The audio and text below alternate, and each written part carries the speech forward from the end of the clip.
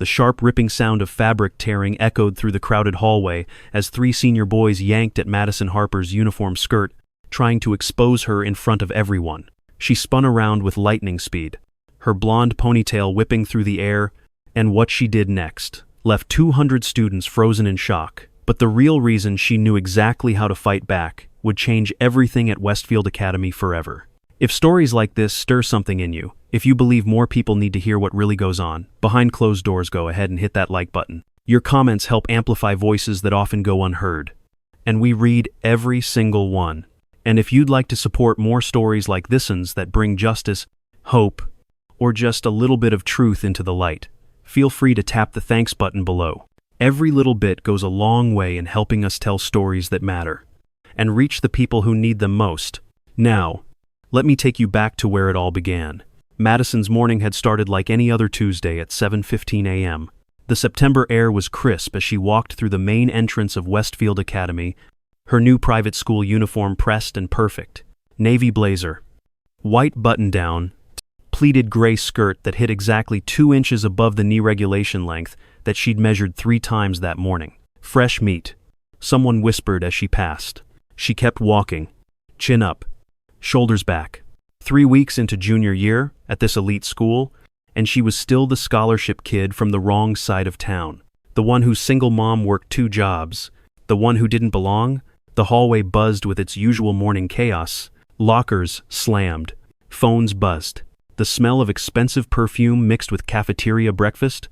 Madison navigated through clusters of students, each group clearly defined by invisible boundaries, the athletes by the trophy case, the tech kids near the computer lab, the popular girls holding court by the water fountain, and then there were the Westfield Wolves, the untouchable senior boys who ruled the school like it was their personal kingdom. Bryce Fitzgerald stood at the center, 6'3", quarterback shoulders, trust fund smile. His father owned half the commercial real estate in town. To his right, Connor Blackwood, wrestling team captain with arms like tree trunks and a mean streak wider than the football field. To his left, Jackson Sterling, whose family name was literally on the science building. Madison felt their eyes track her movement. She'd learned to recognize the look predator spotting prey. She shifted her backpack higher and quickened her pace. Hey, scholarship. Bryce's voice cut through the noise. She didn't stop. Never engage. That was the rule she'd learned at her old public school. Don't give them ammunition. I'm talking to you, his voice harder now. The hallway conversations dimmed. Students turned to watch. Madison could feel the shift in energy, like the air before a thunderstorm. She was 10 feet from her AP chemistry classroom. Safety was right there, but Connor moved faster than she expected, for someone his size. He stepped into her path, blocking the doorway. Bryce is talking to you. I'm going to be late for class, Madison said, voice steady despite her racing heart. Oh? The poor girl is worried about being late. Jackson appeared on her other side, boxing her in.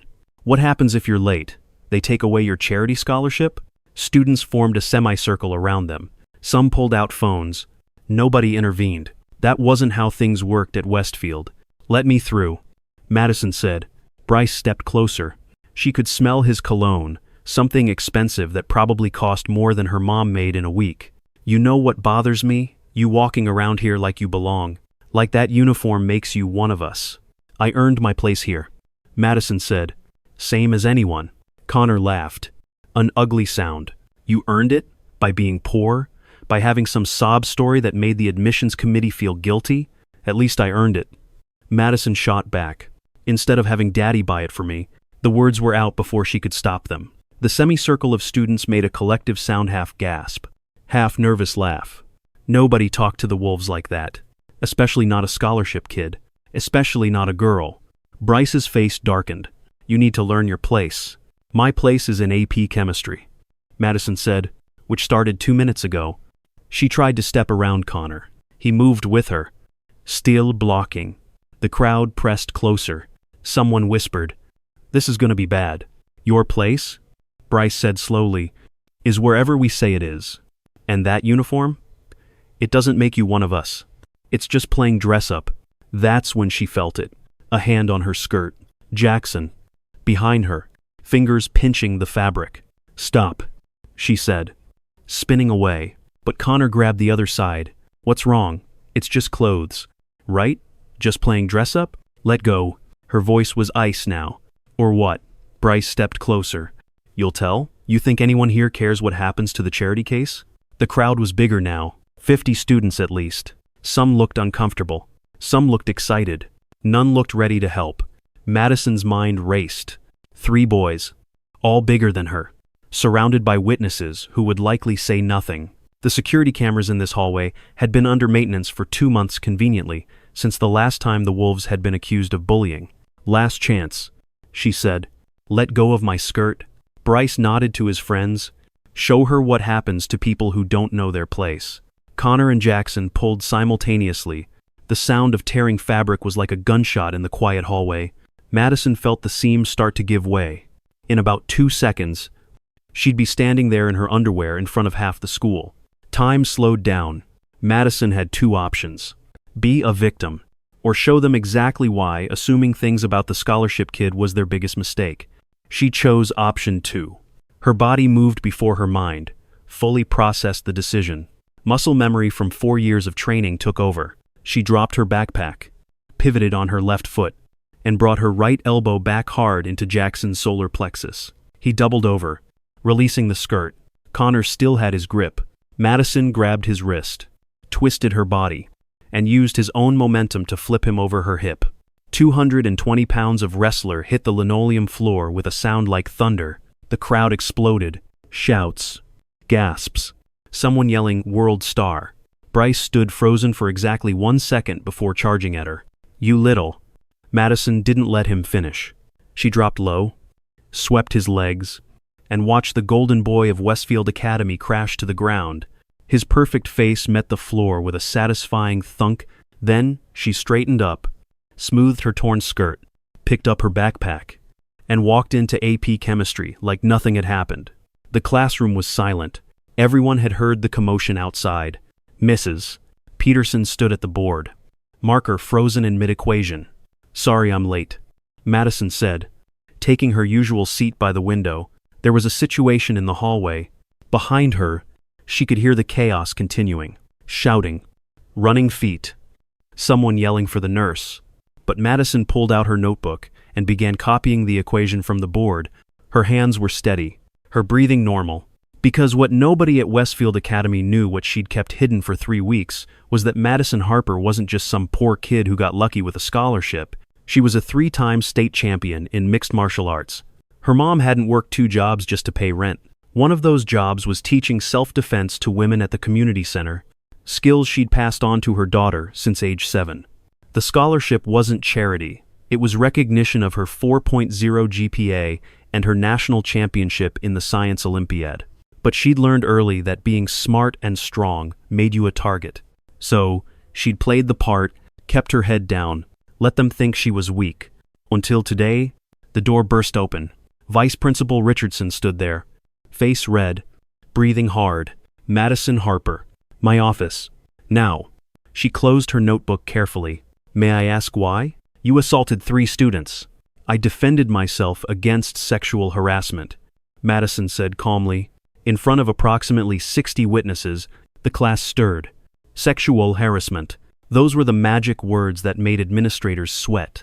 We'll discuss this in my office, Richardson said. Madison stood.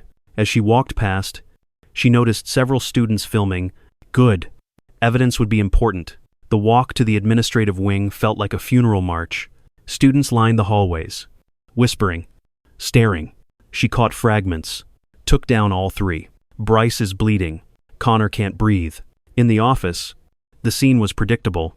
Bryce sat in one chair, holding a tissue to his nose. Connor wheezed in another. Jackson leaned against the wall, still clutching his stomach. Their parents would be here within minutes. Madison knew. Lawyers would follow. Principal Washington sat behind his desk, looking like he'd aged 10 years in 10 minutes. Sit, he said. Madison sat. She attacked us, Bryce burst out. Out of nowhere. We were just talking and she went crazy. Is that what happened? Washington asked Madison. No, she said simply. They cornered me, blocked my path to class. and attempted to forcibly remove my skirt in front of dozens of students. I defended myself using reasonable force. Reasonable? Connor wheezed. You threw me on the ground. After you grabbed my clothing and attempted to tear it off, Madison said, which is sexual assault. By the way, the room went quiet at those words. She's lying. Jackson said, we never touched her. Madison pulled out her phone. Would you like to see the tear in my skirt? It's quite distinctive. I'm sure forensic analysis could match the fabric pattern to the exact spots where your hands grabbed it. She hadn't actually photographed it yet, but they didn't know that. Washington's phone rang. He answered, listened, his face growing paler. Yes. See ya. I understand. They're what? I see. Yes. See ya. He hung up. It seems several students have already posted videos online. There. He paused, choosing his words, quite clear about what happened. The door opened. 3 sets of parents stormed in, all talking at once. Demands for expulsion, threats of lawsuits, accusations of allowing violence in schools. Madison sat quietly through it all. Then another set of parents arrived. Note parent. She realized. Lovers. 3 of them, in matching suits. We represent Miss Harper. The lead attorney said, we're here about the sexual assault on our client. The room erupted.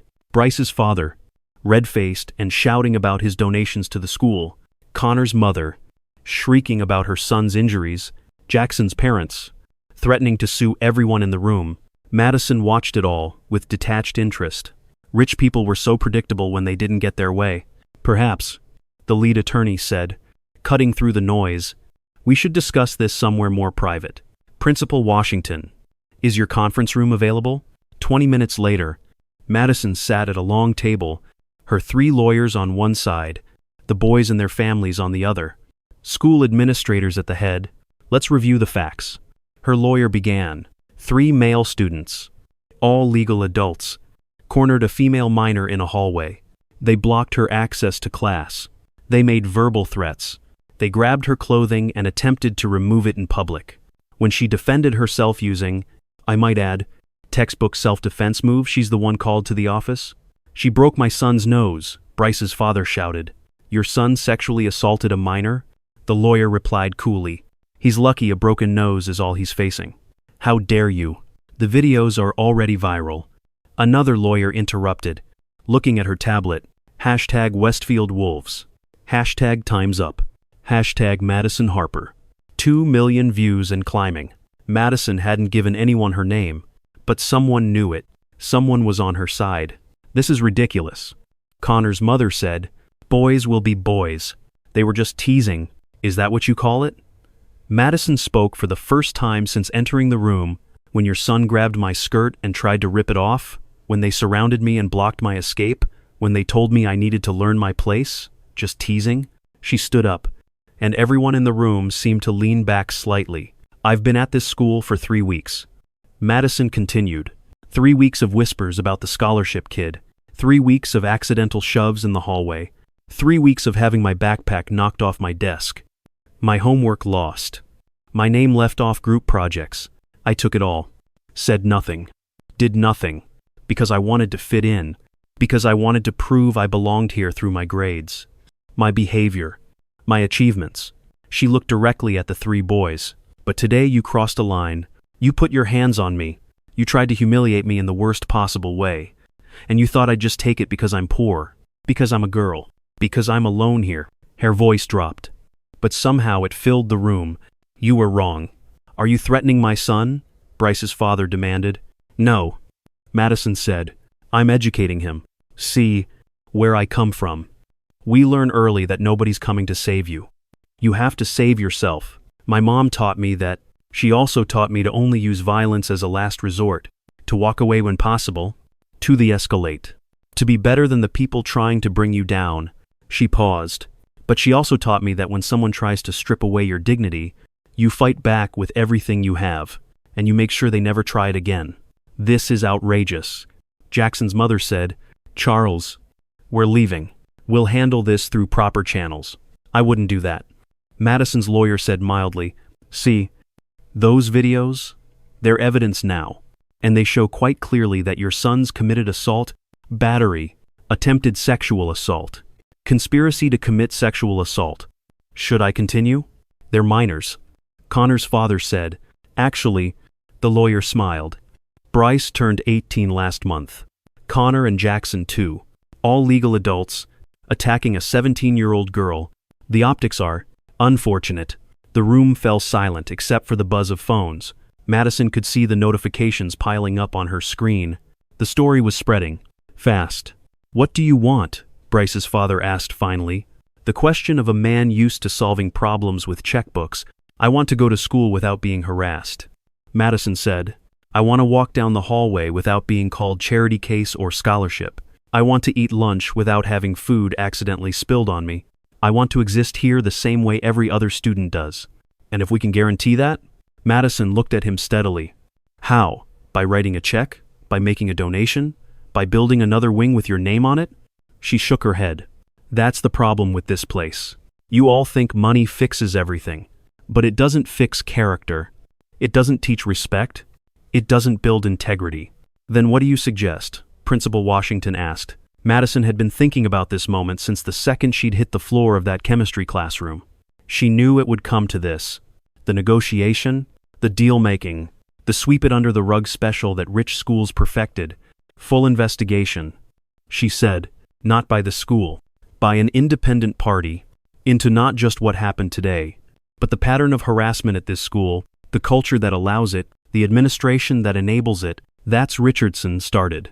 I'm not finished. Madison cut him off. Mandatory training for all students on harassment and consent. Real consequences for violations, not just detention or stern talks. Suspension, expulsion. And it applies to everyone, regardless of their last name or their parents' bank accounts. This is a private institution.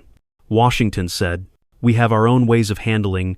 Your ways led to 3 adult men feeling comfortable enough to sexually assault a minor in broad daylight.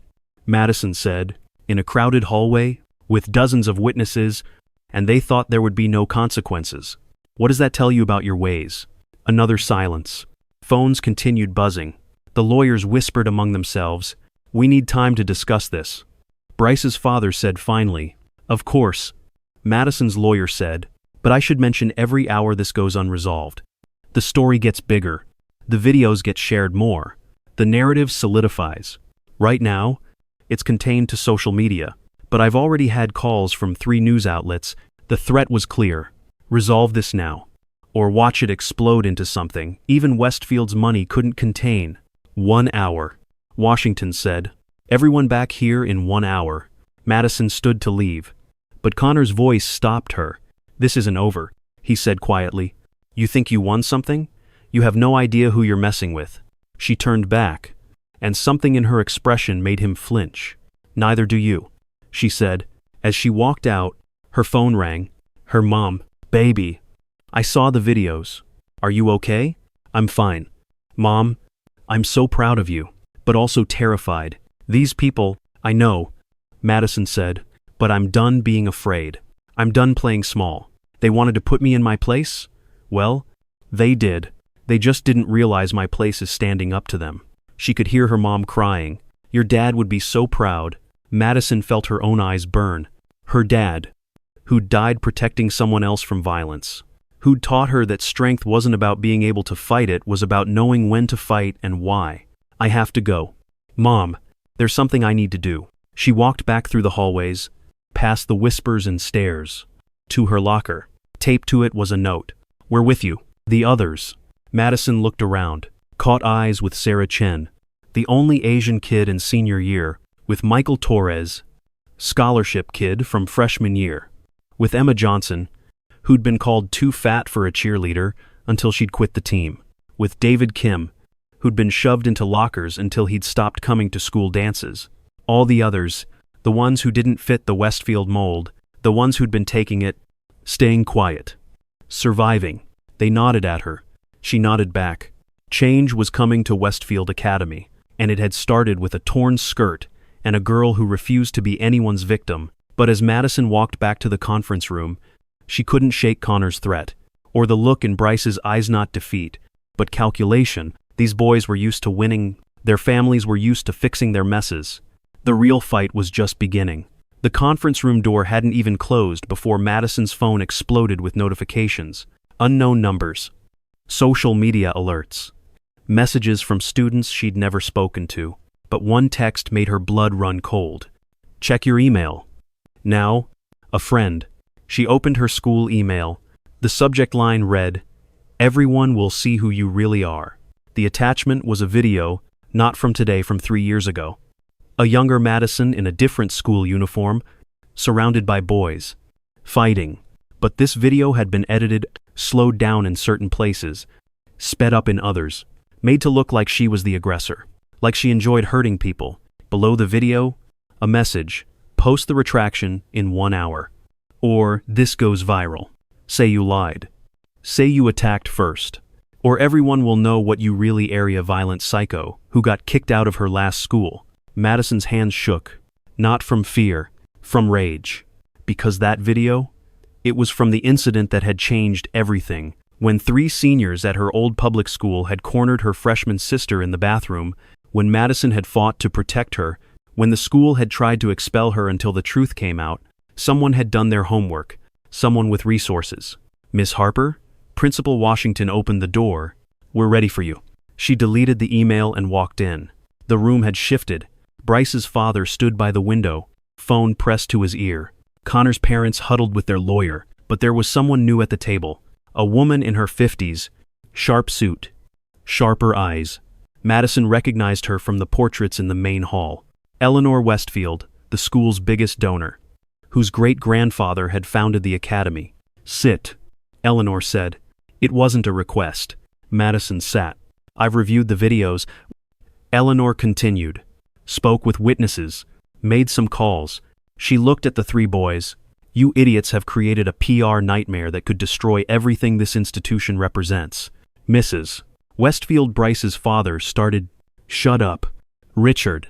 Eleanor didn't even look at him. "Your son assaulted a girl on camera. In my school.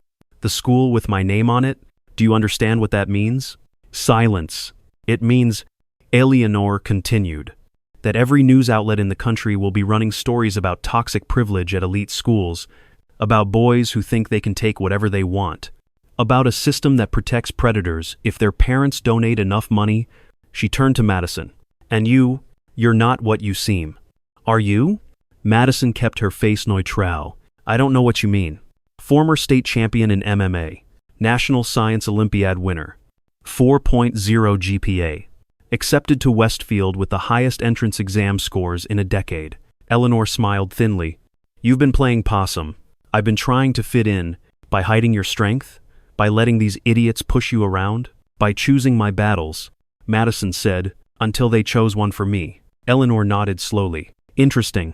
Tell me, what do you think should happen here?" Before Madison could answer, the door burst open. Connor's older brother Kyle stormed in, followed by 2 more Westfield wolves. "Nobody moves," Kyle shouted, pointing at Madison. "She's not going anywhere until she admits she lied." Security rushed in, but Eleanor raised a hand. "Let him talk. We know what you are." Kuhl spat at Madison. "Some violent freak who beats up kids for fun?" "Yeah. We found the video from your old school. We know why you really left." Madison stood slowly. "You mean the video where I protected my 12-year-old sister from 3 18-year-olds who cornered her in a bathroom?" Kyle's face faltered for a second. He hadn't known that part. "Oh, didn't your source mention that detail?" Madison continued. "Didn't mention that those boys had been harassing her for weeks? That they'd followed her into the bathroom and locked the door? That I broke in when I heard her screaming?" The room was dead silent. "But please," Madison said, "show everyone that video. Show them a 14-year-old me fighting to protect my sister. Add it to today's collection. I'm sure the narrative will really work in your favor." Kyle's phone buzzed. His face went white as he read something. "What is it?" Connor wheezed. Kyle held up his phone with a shaking hand. The screen showed a news alert. "Westfield Academy sexual assault, videos go viral, district attorney considering charges." "You called the media?" Bryce's father roared at Madison. "I didn't have to," Madison said. 60 students filmed it. "You think none of them have Twitter?" Eleanor stood. "Enough. This ends now. Boys, Bryce. Connor. Jackson, you're expelled. Effective immediately." "You can't." Their parents erupted in unison. I can, and I am. Eleanor said coldly. Clean out your lockers within the hour. Security will escort you. This is insane. Richard Fitzgerald slammed his fist on the table. My family has donated millions, and my family built this school. Eleanor cut him off. Would you like me to tell you how much your millions matter compared to our reputation? Your son committed sexual assault. On camera. He's lucky. Expulsion is all he's facing. She turned to Madison. As for you, Miss Harper, what do you want? Madison had thought about this moment. The offer, the deal, the way rich people solved problems, but she'd already decided her answer. I want to stay here and get my education. Madison said, without harassment, without special treatment, just as a student, that's all? No. Madison said, I also want a commitment, real change, a zero-tolerance policy that actually gets enforced, support systems for students who face harassment, and consequences that apply to everyone equally. Eleanor studied her for a long moment. You could ask for money, a full ride to any college, a settlement that would set your family up for life. I don't want your money. Madison said, I want your students to be safe, even after what they did to you. Madison thought of Sarah Chen, Michael Torres, Emma Johnson, David Kim, all the others who'd been suffering in silence, especially after what they did to me. She said, because I could fight back. But what about the ones who can't? Eleanor nodded once. Done. Washington. Richardson, you'll implement everything she asked for. By Monday, Mrs. Westfield. Or you'll be looking for new jobs. Clear? They nodded sullenly. Good. This meeting is over. Everyone out except Miss Harper. The room emptied in chaos. Threats from the parents. Sobs from the boys. Whispered conferences between lawyers. Madison sat quietly through it all. When they were alone, Eleanor leaned back in her chair. You know they won't give up easily. These families, they're not used to losing. Neither am I. Madison said. Eleanor smiled a real smile this time. No. I don't suppose you are. Tell me about your sister. The one from the video they're threatening you with. Madison tensed. What about her? Is she safe? She's at boarding school. Art scholarship. Different state. Good. Because boys like these, when they can't hurt you directly, they go after what you love. Eleanor pulled out a business card. My personal number. If they try anything at all, you call me. Why? Madison asked. Why do you care? Eleanor was quiet for a moment. 50 years ago, I was you, scholarship kid, wrong side of town, and 3 boys cornered me after a dance. Her eyes went distant. But I didn't know how to fight, didn't have anyone to teach me, so I learned to fight differently. With money, with power, with influence. She stood. But I've always wondered what would have happened if I could have just fought back. Right then, in that moment, Madison understood. It felt good. She admitted. Scary and horrible and good. Hold on to that feeling. Eleanor said. You'll need it for what's coming. As Madison left the office, the hallways were empty except for security. Classes had been canceled. Parents were arriving in waves, pulling their kids out early. The parking lot looked like a luxury car dealership. Her phone buzzed. Mom, news vans at the house. Staying with Aunt Carol. You? Madison. Still at school. Don't worry. It's handled, but it wasn't handled. Not yet. She walked to her locker, expecting it to be vandalized. Instead, she found it covered in sticky notes. Dozens of them. Thank you for standing up. You're my hero. Finally, someone fought back. We've got your back. And one that made her pause. Check the gym. We're waiting. The others? Madison made her way to the gymnasium. It should have been locked, but the door was propped open. Inside, the lights were dim, but she could see figure 20, maybe 30 students. All the ones who didn't fit, the scholarship kids, the different ones, the targets. Sarah Chen stepped forward. We've been talking about what happened, about what's been happening. For years. Michael Torres added, to all of us. Emma Johnson held up her phone. We've been documenting every incident, every harassment, every time they made us feel like we didn't belong, enough to bury them.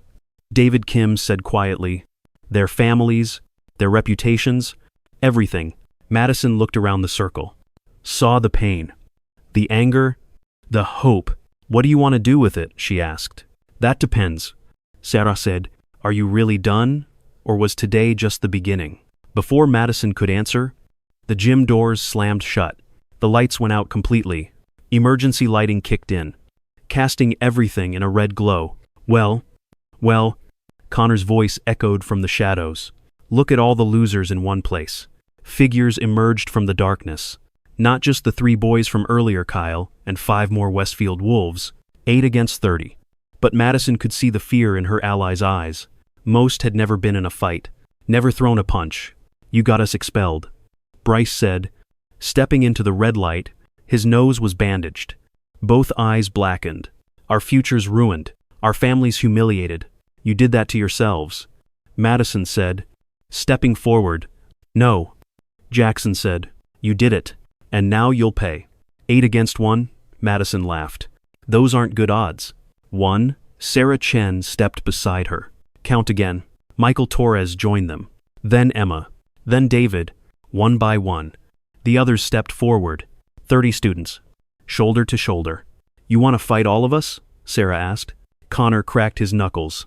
We don't have to fight all of you. Just her. You think these losers will really throw down for you? They're sheep. They'll run the second things, get real. Madison felt the line waver. He was right, most had never fought.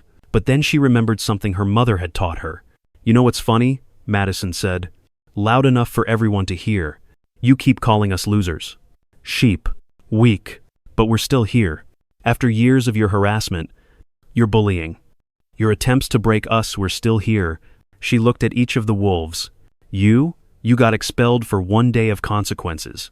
1 day of facing what we face every day. And you're so fragile, so broken by it, that you're here planning revenge. Shut up. Kyle snarled. Who's weak now? Madison continued. Who's so pathetic that they can't handle a single loss? Who's so scared of a world where money doesn't equal immunity that they're willing to assault 30 students just to feel powerful again? I said shut up, Kyle charged. Madison was ready, but she didn't need to be, because Sarah Chen, quiet Sarah, who'd been called names for 4 years, stepped in and threw a perfect roundhouse kick that sent Kyle spinning. The gym erupted. But it wasn't chaos, it was coordination. The sheep had been training, in secret, in small groups, preparing for a moment like this. Every pushed-down kid, every harassed student, every person made to feel less than they'd been learning. From each other, from online videos, from pure determination. Michael Torres took down one wolf with a wrestling move he'd practiced 1,000 times alone. Emma Johnson, who they'd called Fat, showed that weight could be power as she body-slammed another attacker. David Kim, small and quick, darted between opponents, striking and moving. Madison faced Connor. The biggest and meanest, he swung willed. Angry. Sloppy. She stayed calm. Clinical. Dodge. Strike. Move. Using his size against him, using his rage against him. You think you've won? Connor gasped, bleeding from a dozen places. This changes nothing. We own this town. Our families, your families are done. A new voice said. Everyone froze. Eleanor Westfield stood in the doorway, flanked by security and police officers. Silent alarm, she said mildly. Triggered the moment you broke in. Everything recorded. Again, she shook her head.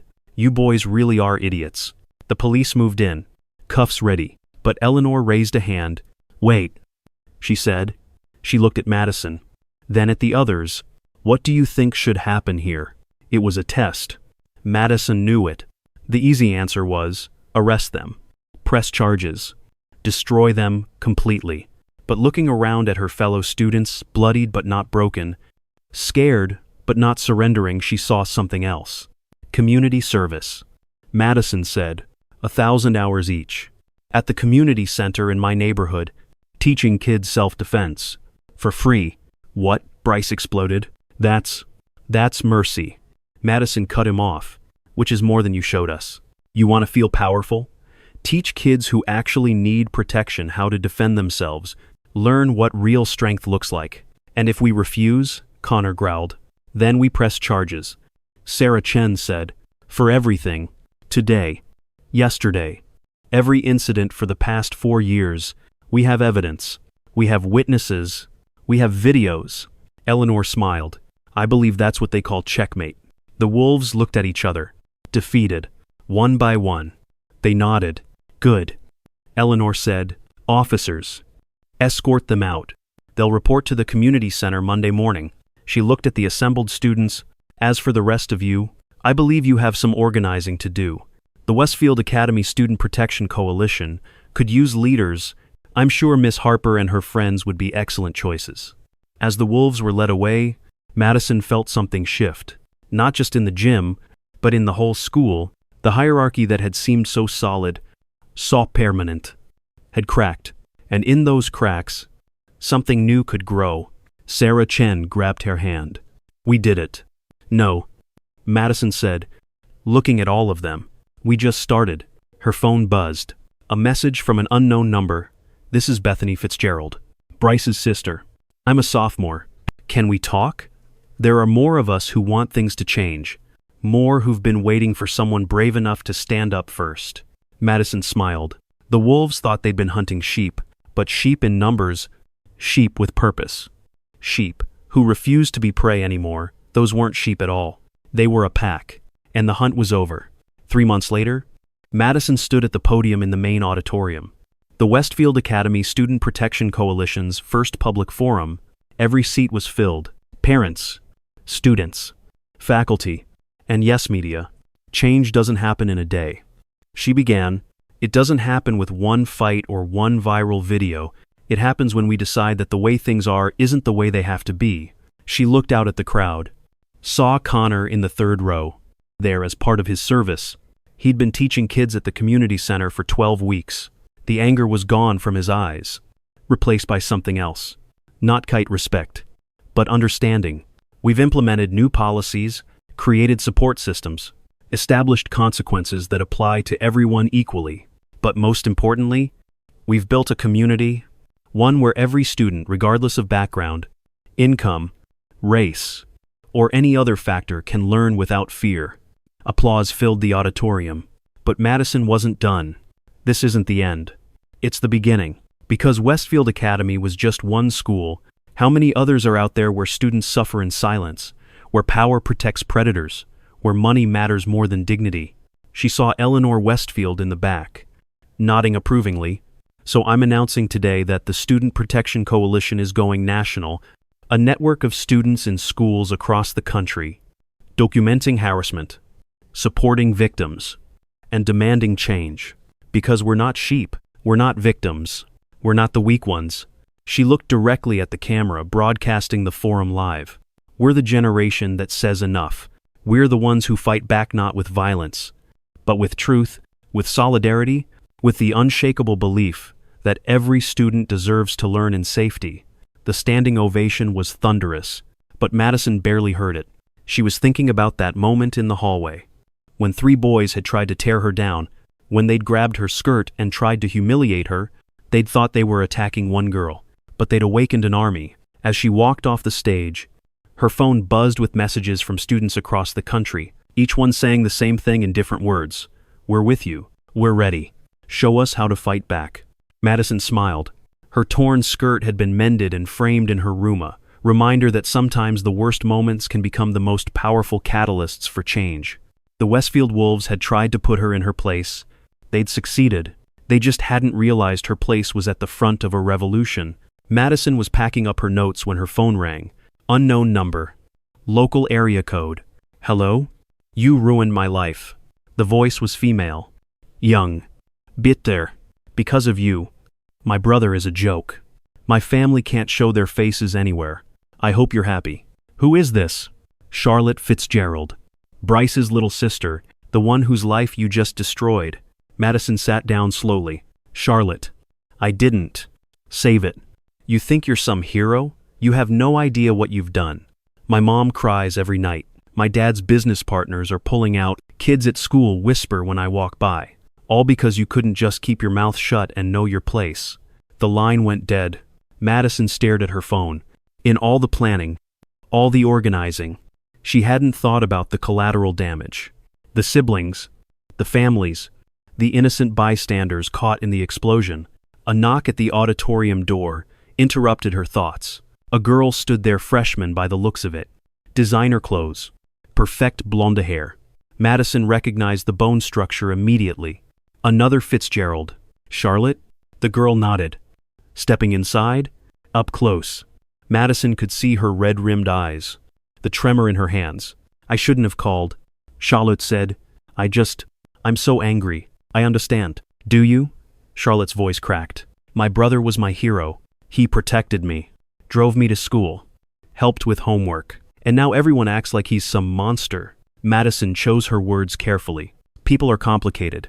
Your brother could be a good brother and still have done bad things. He made a mistake. He made a choice. Madison corrected gently, and choices have consequences. Charlotte sank into a front row seat. Easy for you to say, you're the hero of this story. The girl who fought back. What am I? The villain's sister? Madison sat beside her. You're a 15-year-old girl who loves her brother. That's not villainous. That's human. Then why does everyone treat me like I'm toxic? Charlotte's tears came freely now. My best friends won't talk to me. Teachers look at me with pity. Boys make jokes about whether I'm easy, like my brother apparently thought all scholarship girls were. Madison felt the weight of unintended consequences. I'm sorry. That wasn't supposed to happen. But it did. Charlotte wiped her eyes. And the worst part? I can't even defend him. Because I saw the videos. I saw what he did, what he said, and it made me sick. Have you talked to him about it? Charlotte laughed bitterly. He says you set him up, says you planned the whole thing to get attention. But I know my brother. I saw his face in that video. He enjoyed it. Right up until you fought back. They sat in silence for a moment. You know what the really messed up part is? Charlotte continued. I'm not even surprised. The way he talks about girls when his friends are over, the jokes they make, I always told myself it was just guy talk. Just showing off. But deep down, I knew knowing and acknowledging are different things. Madison said, it's hard to see people we love clearly. Is that why you hid who you really were? The martial arts? The achievements? Madison nodded. I wanted to be seen as just a student. Not a threat. Not a charity case. Not a fighter. Just normal. Must be nice to have that choice. Charlotte said, I'll always be the expelled kid's sister now. The Fitzgerald who stayed after the fall. Or, Madison said carefully, you could be the Fitzgerald who helps rebuild. Who shows that one family member's actions don't define the whole family? Charlotte looked at her suspiciously. Why would you help me? My family tried to destroy you. Your brother tried to humiliate me. Your parents tried to silence me. But you? You're just a kid caught in the crossfire. And there are probably others like you, siblings, friends, people connected to the expelled students who are suffering by association. Madison pulled out her phone, showed Charlotte a message. This is from Tyler Morrison's little brother, Connor's cousin. Says kids are bullying him now, calling his family predator blood. That's not justice. That's just more cruelty. So what do? We expand the coalition, Madison said, include support for secondary victims, people affected by association, show that changing culture means healing everyone, not just punishing the guilty. Charlotte was quiet for a long moment. My brother would hate this. He'd say I was betraying the family, maybe. Or maybe seeing his little sister work to fix what he broke would help him understand the harm he caused. You really believe that? Madison thought about Connor at the community center, teaching kids self-defense with surprising patience. People can change, but only if they want to, and sometimes, seeing the people they love choose differently can be the push they need. Charlotte stood up. I need to think about this. Take your time. The offer stands whenever you're ready. As Charlotte reached the door, she turned back. For what it's worth, I'm glad you fought back. I wish it hadn't needed to happen at all. After she left, Madison sat alone in the empty auditorium. The revolution was messier than she'd imagined. Victory wasn't clean. Change hurt people, even innocent ones. Her phone buzzed. Mom, proud of you. Baby, Dad would be too. Madison smiled, thinking of her father. He'd always said the hardest part of fighting wasn't the physical confrontation, it was dealing with what came after. The aftermath, the healing, the rebuilding. A week later, Charlotte Fitzgerald stood at the coalition meeting, voice shaking, but determined. "My name is Charlotte, and my brother was expelled for sexual assault. I'm here because I don't want his actions to define my future, and I don't want other siblings living in shame for things they didn't do." The room was silent. Then slowly, applause built, not triumphant, but supportive, understanding. Madison watched from the back as Charlotte outlined her idea, a support group for secondary victims. A bridge between the old Westfield and the new. It wouldn't be easy. Some victims weren't ready to sit in the same room as their attackers' families. Some families weren't ready to acknowledge what their children had done. But it was a start. After the meeting, Eleanor Westfield approached Madison. "You've built something remarkable here, but you know there will be pushback. The families haven't given up. They're regrouping, planning, waiting." "I know," Madison said, "but so are we." "Good. Because the next fight won't be with fists. It'll be with lawyers, legislation, school board elections. They'll try to dismantle everything you've built through proper channels." Madison nodded. She'd been preparing for this too. Student coalitions in 12 schools now, growing daily. A legal defense fund. Parents who'd been silent now speaking up. Teachers finally supported in maintaining discipline. "We're ready," Madison said. Eleanor smiled. "I believe you are. Your father would be proud." Madison froze. "You knew my father? He provided security for several of our events. A good man, principled, strong. I see him in you." Eleanor walked away, leaving Madison with more questions than answers. But those were for another day. Right now, Charlotte Fitzgerald was facilitating her first support group. Former enemies were becoming allies. And change real. Lasting change was taking root. The torn skirt hanging in her room wasn't just a reminder anymore. It was a banner. A symbol that sometimes the worst moments in our lives can become the catalyst for something greater. Madison Harper had come to Westfield Academy to get an education. She was giving one instead.